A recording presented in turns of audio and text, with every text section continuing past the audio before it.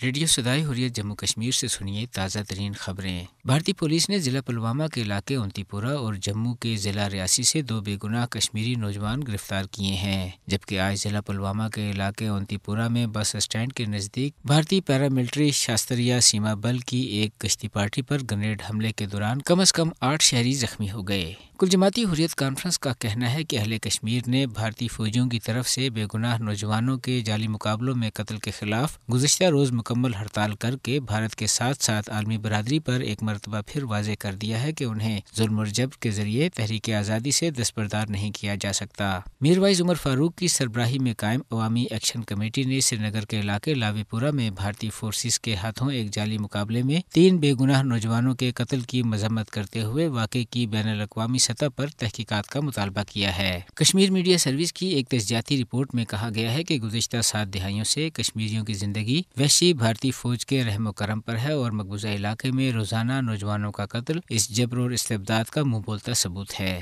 دریاسنا ضلع بارہمولہ کے علاقے چندی لورا ٹنگ مرگ میں آتش زدگی کے ایک ہولناک واقعے میں 3 رہائشی مکان، 3 مویشی خانے، ایک میڈیکل اسٹور اور ایک ڈینٹل کلینک مکمل طور پر خاکستر ہو گئے۔ دوسری طرف مقبوضہ وادی کشمیر کو گرہ فروشوں نے مکمل طور پر اپنی گرفت میں لے رکھا ہے، جس کے نتیجے میں لوگوں کو شدید مشکلات کا سامنا ہے، جبکہ قیمتوں کو کنٹرول کرنے کے لیے قابض انتظامیہ کا کہیں پر کوئی نام و نشان موجود نہیں۔ اس کے ساتھ ہی خبریں ختم ہوئیں۔ کشمیری عوام گزشتہ 7 دہائیوں سے بھارت کے ظلم و جبر، استحصالی پالیسیوں اور صہیونی طرز کی سازشوں کا ڈٹ کر مقابلہ کر رہے ہیں۔ برہمن سامراج نے اپنے ناجائز تسلط کو قائم رکھنے کے لیے کشمیریوں کی منظم نسل کشی، جائیداد کی تباہی، حراستی گمشدگیوں، خواتین کی آبروریزی، بدترین تشدد اور اندھادھند گرفتاریوں سمیت ظلم و بربریت کا ہر ہتھ کنڈا آزمایا۔ اس کے علاوہ کشمیر میں آبادی کے تناسب کو تبدیل کرنے اور ہندوؤں کی بالادستی قائم کرنے کے لیے کئی مسلم کش قوانین نافذ کیے گئے، جن میں بھارتی ہندوؤں کو ڈومیسائل کا اجرا اور غیر ریاستی باشندوں کو زمین خریدنے کی اجازت قابل ذکر ہے، اور اب صہیونی طرز پر گجر بکروال طبقے کے گھروں کو مسمار کیا جا رہا ہے اور ان کو اپنی جائیدادوں سے بے دخل کرنے کا کام تیز کر دیا گیا۔ ان تمام تر سامراجی حربوں اور چانکیائی سازشوں کے باوجود بھارت کشمیریوں کی تحریک آزادی کو دبانے میں ناکام رہا۔ مودی کی زیر قیادت RSS حکومت کشمیریوں پر اپنا فسطائی ہندوتوا ایجنڈا نافذ کرنے کے لیے خطے کو قبرستان اور کھنڈرات میں تبدیل کرنے پر تلی ہوئی ہے۔